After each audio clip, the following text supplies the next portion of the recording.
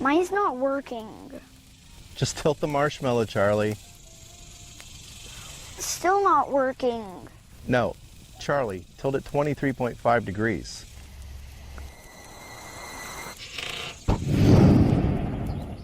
Oh yeah. There we go. Ball, Earth, Logic. Ball Earth logic is highly contagious. If you encounter Ball Earth logic, immediately research Flat Earth.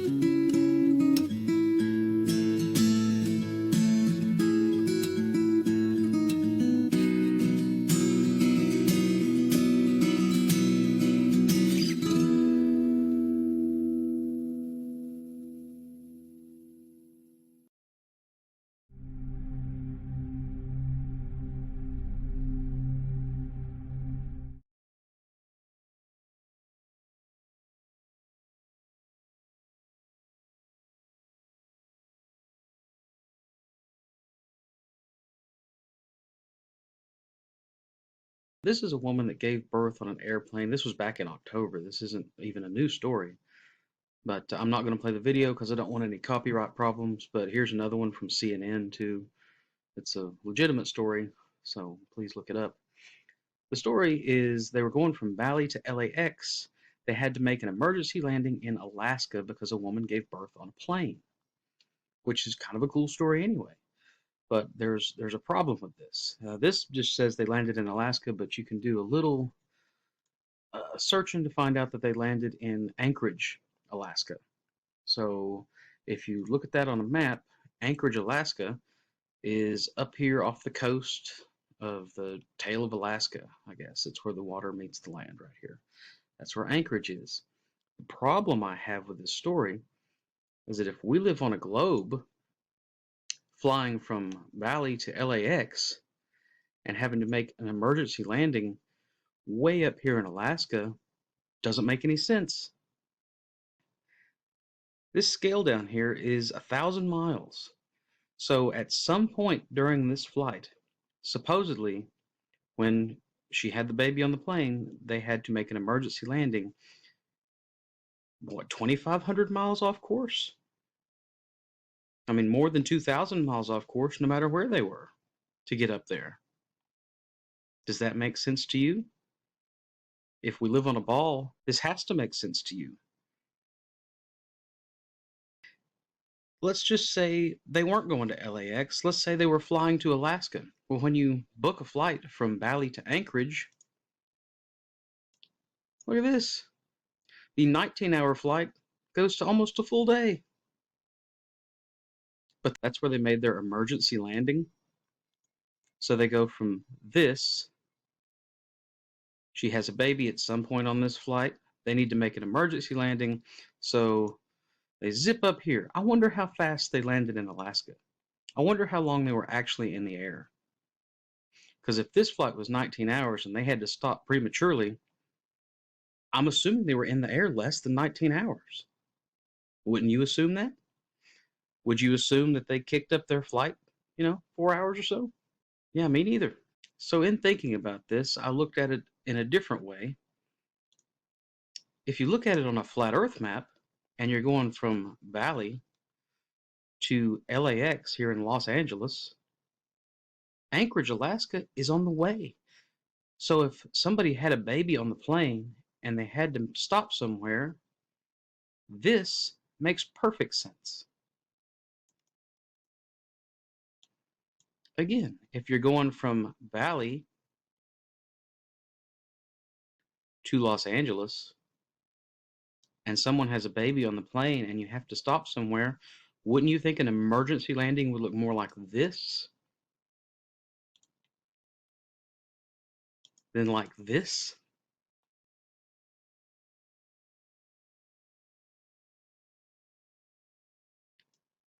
I'm not saying this map is perfect. How would we know? The people that can get up there and look and see are lying to us. But I'm saying this makes a lot more sense than this.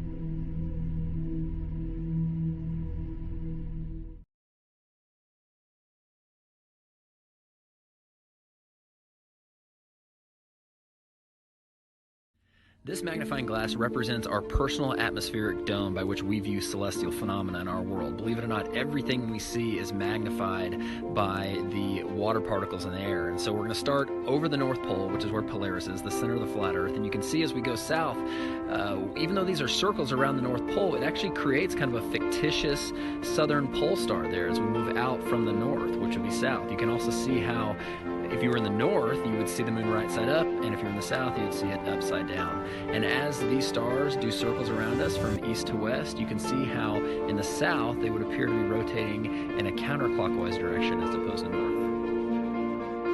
We all know that the stars rotate counterclockwise when looking at the north, and so you get the confusion of people saying, well, what about the south? They rotate the other ways. Well, let's watch. You can see that they lift to the upper right, going up that wall, counterclockwise. So let's keep following that. Remember that, up this wall, up the wall. Keep rotating to the right, up the wall, keep going a little bit more, up the wall, up the wall. We're getting towards the south, they go up the wall. Look at that. Now they go clockwise. That's all it is. There is no southern pole star.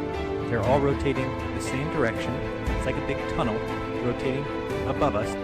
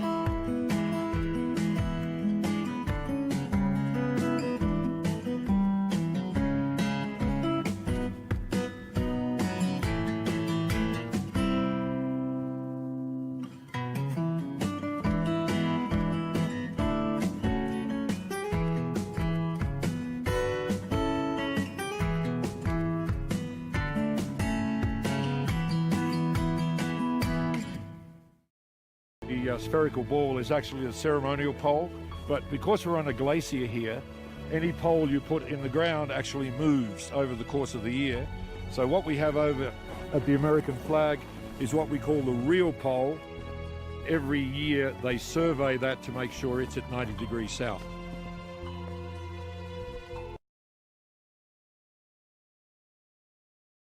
The spherical ball is actually a ceremonial pole.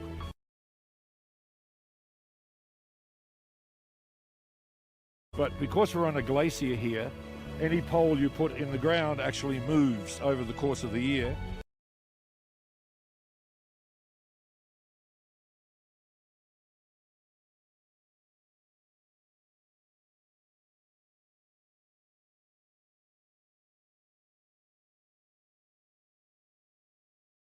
So what we have over at the American flag is what we call the real pole.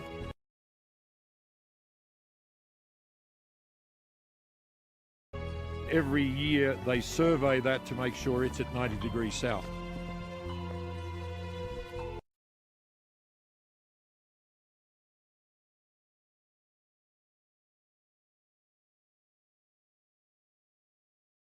So what we have over at the American flag is what we call the real pole. All right, move on. Nothing to see here. Please disperse. Nothing to see here, please.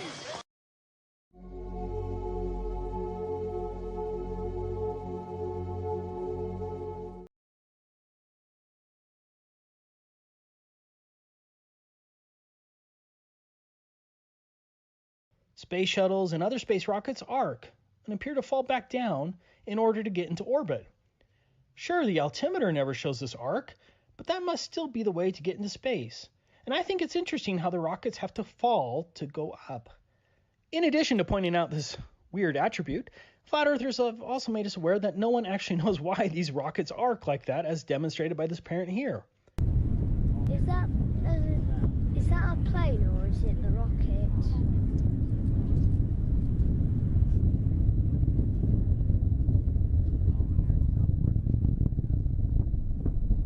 Was that the rocket lifting off?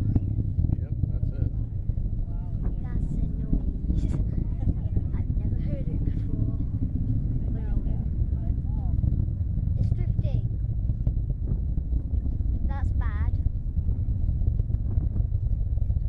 It's doing good so far. Is it? Is that what always happens? Does it always go like that? Yep. It looks bad to me.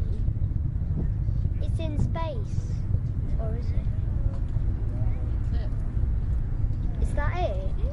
Yep, I think that's it.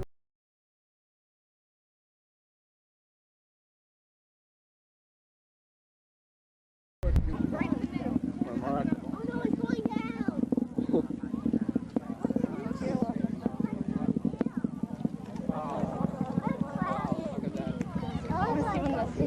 Well, Mark.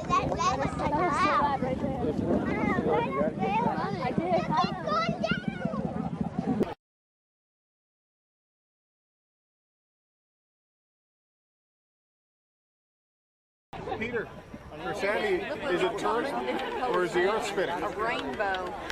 Sandy? It's not turning, the Earth is spinning. Sandy? Already.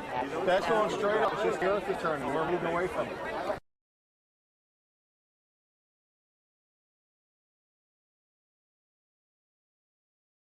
This just makes me laugh because those kids are so dumb that they don't understand that the rocket only looks like it's falling because the Earth is turning. I don't understand why these space rockets look like they're falling back into the ocean, but we do know that they're in space because look at this actual NASA video of a satellite. And those dumb flat earthers say there are no actual photographs and videos of satellites in space. Boy, they're wrong. Well, I think it looks so ridiculous and impossible. And you can tell it's real because it looks so fake, honestly.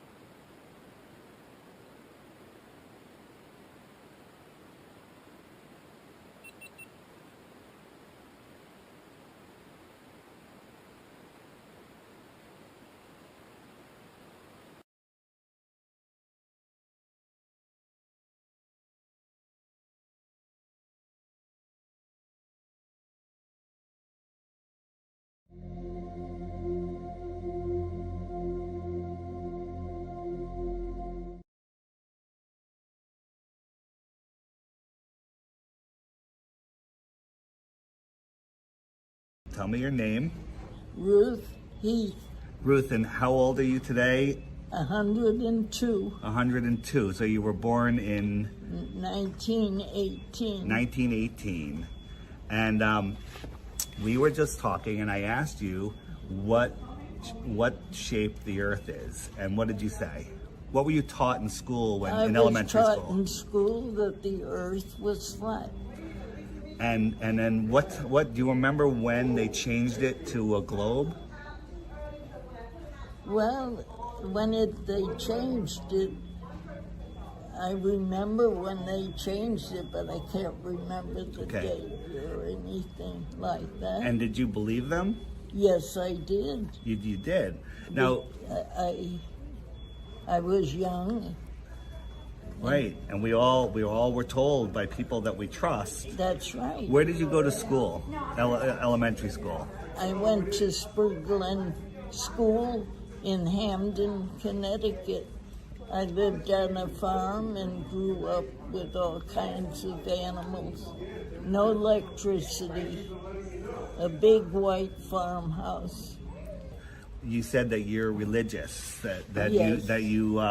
you follow the Bible. Yes, I do. And are you aware that the Bible is all about the flat Earth? That God put the earth on the footstool and separated the waters from the waters, and created the firmament. If you read Genesis, there's over 200 verses in the Bible that refer to a flat Earth. That's right. And I think there's only one verse that mentions Earth as a circle. But just like this table right here, that table is a circle, right, but it's flat. That's right. Right. A circle is different than a sphere. A sphere is the same in every direction. That's right. The circle of the Earth. So how does it make you feel to realize that you were right as a kid? It makes me feel better. It does make you feel better, right? Oh, it makes me feel alive. Oh my God, that is so true. My whole life, I believe, yes, what I was taught. That's and then right. when I discovered the flat Earth, I feel better about it. Because we are the center of creation. That's right. We are important. That's right. We are here. We are God's children. Excellent. Yes. I will, I believe in God. I trust God. And when all the problems that are happening in this world today, I'll give you some good news. A lot of the problems that they report on the news aren't even real. That's right. That's right. They're just keeping us in fear. Keeping up. That's right. That's right. That's right. I understand that. I understand. They just say what they want people to know. They don't care about the Bible. They don't care about life. They only care about I, me, myself, and I. It's a different world. So the globe deception that a lot of people say, and I believe, is literally by Satan to hide God and make people selfish and self-centered and not care and think that there's no consequences for their actions. Right. I pray every night before I go to bed. And one night things weren't happening right. And I sat up in bed and I said, God, where are you? I need you right now. And I'm beginning to wonder, where is God? God's right above us in the clouds. The heavens are right here. That's all that there is. And there's not infinite space. Did you know, wait, let me ask a question, just switching topics a little bit, that we never went to the moon, that was all fake? Is that right? That's correct. I saw that all happening. Yeah, so did I, and we all believed it, but that was just to reinforce that people to believe they can live on a ball and they could walk on a ball. Nobody's ever been to space because space doesn't exist. There is no space. There's just this world. Oh. It's such a lie. It's such a lie, but knowing the lie is like going to a magic I show. woke up. Yes, that's what we call it. We call it red. This is your moment of waking up. It's when you go to see a magician and you know how the tricks are done, and the magic no longer works on you, and you're free from the illusion. So knowing this is going to free your heart. Cry. Yeah, it's okay. It makes me cry. Happiness. Yes. Tears of yes, joy. Yes. Yes. I know that we were true, and they're hiding us. Yes, it's good though. It's good. It's very good. Yes. Yes. All right. I'm awake. Yes. I'm awake. Awesome. Thank you so much. And it's my pleasure. All right. It's my pleasure to know that it's true. It is absolutely true. Oh, it's but amazing. Here's the thing: if you tell other people that aren't awake, they'll think you're crazy. That's right. That's right. That's their problem. No, I believe it. I believe it. Yeah. Oh, so good, right? I do. I'm glad we met. I'm so happy. That's awesome. That's awesome. It's right. All right, I'm gonna, this is what I did. I was visiting my mother, and I asked who the oldest, most lucid person was, and they introduced me to Ruth. Ruth, right? Yes. And right. I encourage anyone else that has access to an old age home to do the same, because there's not many people like Ruth left that remember these things. Amazing. All right, Ruth, thank you. Thank you. I'm amazed. I'm so happy to know it's true. It's true, and God created this world. Yes, and He's right here in the clouds above, close, not in an infinite universe. So good, right? I can't get over it. Made me cry. Made me cry too. Yeah. Thank you. Thank you. All right, Ruth, give me a hug. Here we go. I need it. All right. Thank you. All right, bye-bye.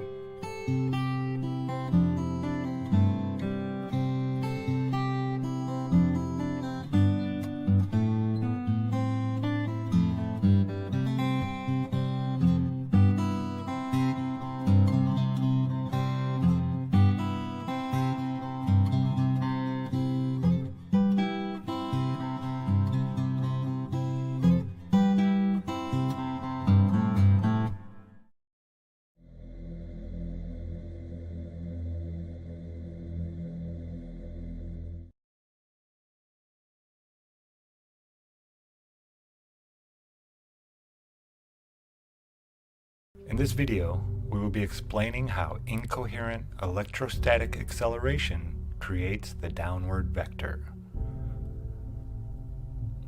Gravitation, a word which many do not comprehend, is a theory that was created to explain the paths of the luminaries above and what keeps them in orbit around other bodies, including our Earth.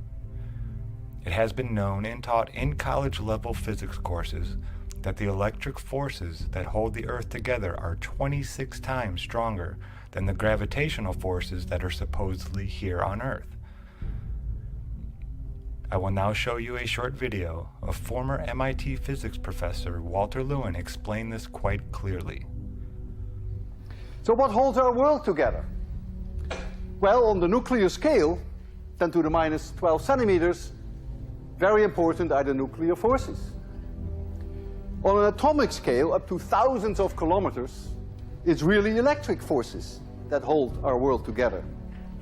But on a much larger scale, planets and stars and the galaxy, it is gravity that holds our world together. And now you may say, that's very inconsistent with what you just told us, because didn't you tell us that D cancels if you compare gravity with electricity?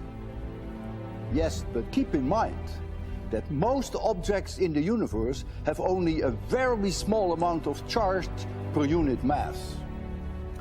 The Earth and Mars have each a charge of about 400,000 coulombs.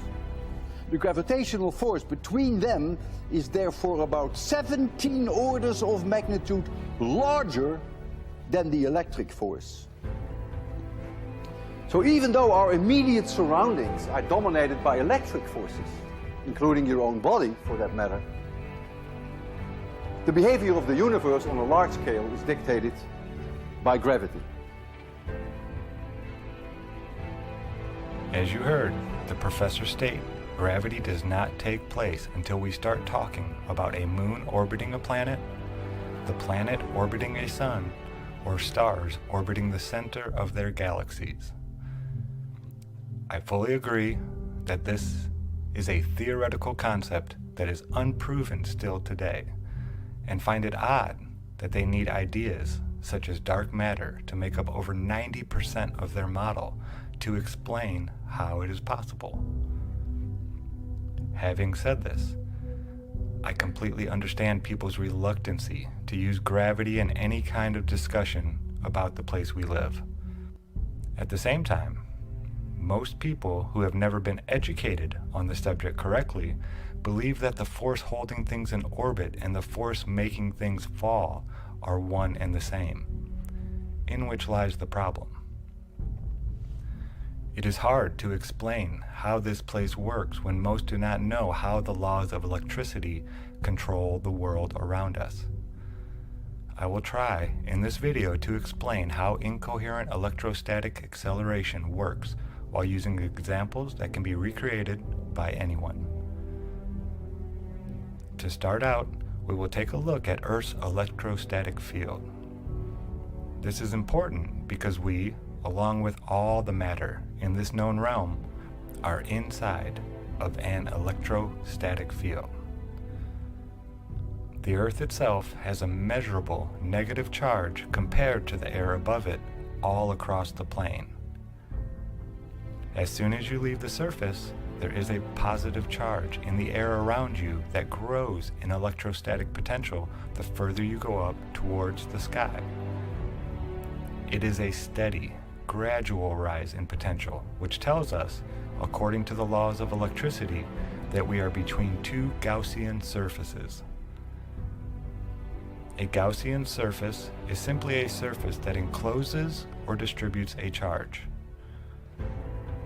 If there were only one surface, the rate at which the positive potential grew would be different. Knowing that we are between two Gaussian surfaces, we can also know that certain phenomenon will take place in all matter within the electric field, or area between the two surfaces. For this topic, we will first look at polarization through electrostatic induction. Electrostatic induction is a phenomenon where the positive and negative static charges on matter are slightly separated or polarized due to the electrostatic charge of its surrounding area. If one set of the object's surroundings is positive and the other negative, the negative charge on the object will be attracted to the positive area around it, while the positive charge on the object will be attracted to the negative area on the opposite side. So here on Earth, the positive charge on our bodies is always attracted down towards the Earth, and the negative will be attracted to the air above.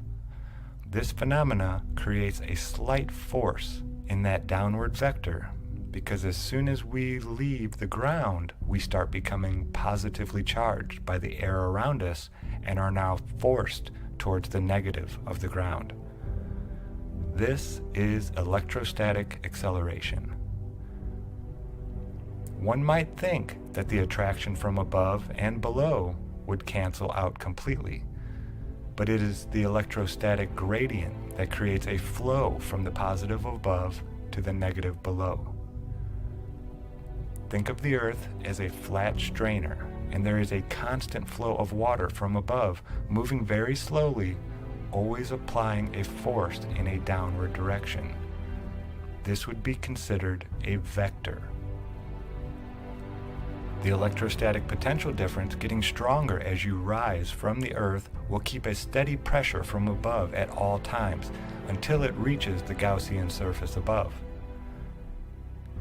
When we reverse the polarity of the electric field and put a negative surface above a positive one, we can reverse this electrostatic phenomenon and get things to stick to the upper plate as if it were the ground. This works with all types of matter.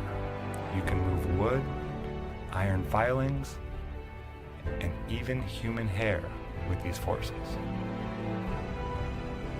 Believe it or not, you can even get water to bend. If the vector lines created between the two Gaussian surfaces are curved, all the matter will follow these field lines as well. In this demonstration, instead of using a flat plane, I use two circular objects as my Gaussian surfaces. You can see that as the water settles after being sloshed around by me turning the wheel on the Van de Graaff generator, it comes to rest with a curve in the surface following the electric field lines between the two spheres. This is why the ionosphere, a phenomenon that has never been created in a lab, is a theory yet to be verified, but is needed to create this phenomenon here on Earth. Maxwell himself changed Ampere's law, which stated plainly that without matter, no electrostatic field can exist.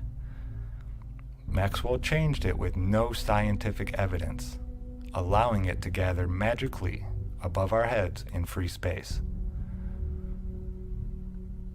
Density and electric potential go hand in hand. The denser something is, the more electric potential it can hold.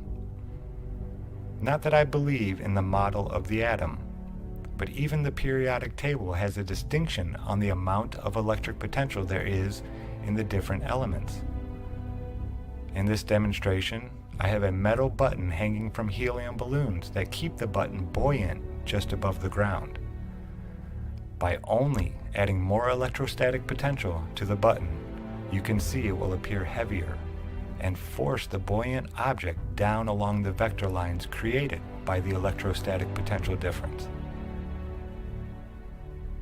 Without changing the density of the medium or the object, one can change the overall weight or gravitas of the object. To do an actual experiment on the topic of gravitation, this variable of electrostatic acceleration must be taken into account at all times. Now we will take a look at how different electric potentials of gases act in this electrostatic medium we live in. Gases have different electric potentials, just like all matter does. The gas molecules that can hold more potential than those gas molecules around them are theoretically more dense and will have a stronger attraction towards the negative ground below. When these gases are carried along the downward vector by these electrostatic forces, the lighter gas gets displaced and becomes buoyant until it finds a place with the same electrostatic potential. This is why we have a pressure density gradient, and are told the noble gases work their way up into the higher elevations and collect in layers above. This has not been verified by anyone I know, so at this point I cannot say if this is true or not. Through this induction, some pretty amazing things happen when large electric potential differences are applied to gases. When gases are placed into an area with a strong electric potential difference, we get the phenomenon known as ionic wind. If a person were to charge themselves up with 1 million volts of static electricity, they could blow out a candle almost 2 feet away from the gases rushing away from their fingertip because of the exceptional potential difference. We do know that when a gas loses its electric potential, it slows down so much that it turns into a liquid, like the condensation that forms on a window when it's cold outside. The gases hit the cold window and transfer their potential energy to it, trying to mediate the temperature. In doing so, the gases lose their electric potential and turn into a liquid. Down here near the surface, the system is very dynamic, with all the plants and animals breathing, low altitude weather patterns constantly cycling, and Earth releasing gases from the deep at all times. We will never see all the gases lose their potential and turn into a liquid anytime soon, I hope. Now we will get to the incoherent part of the phrase. It is called incoherent because it is not completely polarized, like a magnet, but only slightly on its surface through electrostatic induction. A magnet, with all of its potential stored on opposite sides, would be considered coherent. Now these forces are very weak and only apply a slight pressure along the vector they create. All other pressure mediations, such as buoyancy, atmospheric pressure, and temperature, are certainly stronger, but nonetheless, these weak electrostatic forces are ever present in the world around us, and I fear the day they may come to an end. Again, I fully understand people's reluctancy to use the word gravity when speaking of this place we live. So instead, let's call it what it really is: incoherent electrostatic acceleration. Let's teach those just finding out the nature of this world in which we live the correct way. The fact that we live in an electric realm with a static electric field you yourself can go out and measure tells us without a doubt that these well understood laws of electricity create the downward bias phenomena we witness all across the plane. Instead of using the word gravitation, I ask you to educate yourself further on incoherent electrostatic acceleration. This is Good Times for All here, signing out. As always, thanks for watching.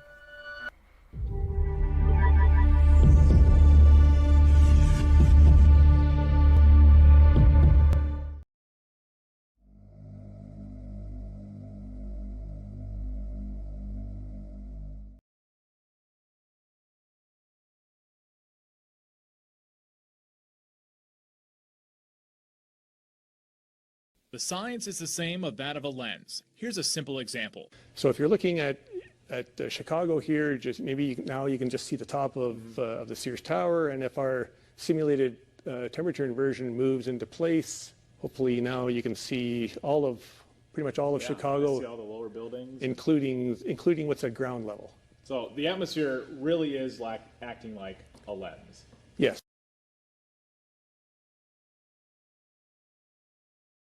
Science is all about testable, observable, and repeatable data, right? So to alleviate the problem of distorting the edges because the magnifying glass ring is too small, I went on Amazon and I got these plastic magnifying sheets and came up with another way of doing the same thing using the sheet right here. Set the city up, a little cutout of the city, and now I've got the big magnifying glass sheet. Bring the camera right up to the lens. See, that's the normal view of the city. Now let's back up again. The science is the same of that of a lens. Here's a simple example. So if you're looking at Chicago here, The atmosphere really is acting like a lens. yes. Atmosphere really is acting like a lens, and this is how much of the city is missing due to the lensing effect, the magnification of the atmosphere. You're missing, a good portion of the city just by pulling my iPhone back on a 3-foot long desk. That's how much I lost of the city. We're all the way up against the glass. Now let's zoom across the lake, and wow, look at that. The lower portions start to disappear. Now let's zoom back in to get a little closer to the one that Captain Baltard was talking about here. And wow, look at this. Here's his image on the right, and here's my image on the left. Missing the lower portions of the city had nothing to do with curvature whatsoever. And this, of course, is my answer to the meme that you've all seen being passed around on Facebook showing the missing part of buildings is absolute proof of the curve. No, not really. But, okay, here's the part I really wanted to show you guys. I was already in the process of modifying my experiment, so here's what I came up with. I've got my magnifying sheet frame, and I created a little stand to paste the sun on it and keep it the same height over the flat surface of a table. So the sun is always going to be parallel with the surface. And check this out. All right, here's the first test of a sun moving over a flat surface. And with no atmospheric magnification, it does what we might expect it would. It gets smaller as it goes away from us. All right, now let's see what happens when we add in our atmospheric magnification. Again, water and refraction. Water causes magnification and refraction, right? So let's bring the sun back. Oh, check this out. Refraction bends the light downward. It made the sun set on a parallel surface as it was moving parallel, the same height, the whole way over a flat surface. The refraction caused the sun to set. Not only that, well, let's bring in the beginning of that little test, and we see that it maintained pretty much the same size, too. Pretty close.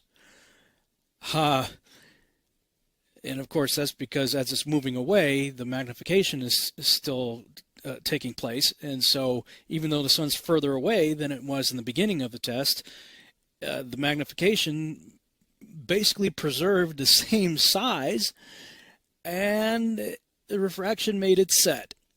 Now, I'm just going to put forward a crazy idea for you to think about.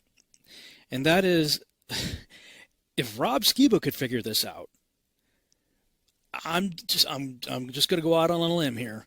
I think it's quite possible that the creator of the cosmos could have figured out the same thing and engineered our beautiful sunsets, thanks to all that water he placed in our atmosphere. Just something to think about.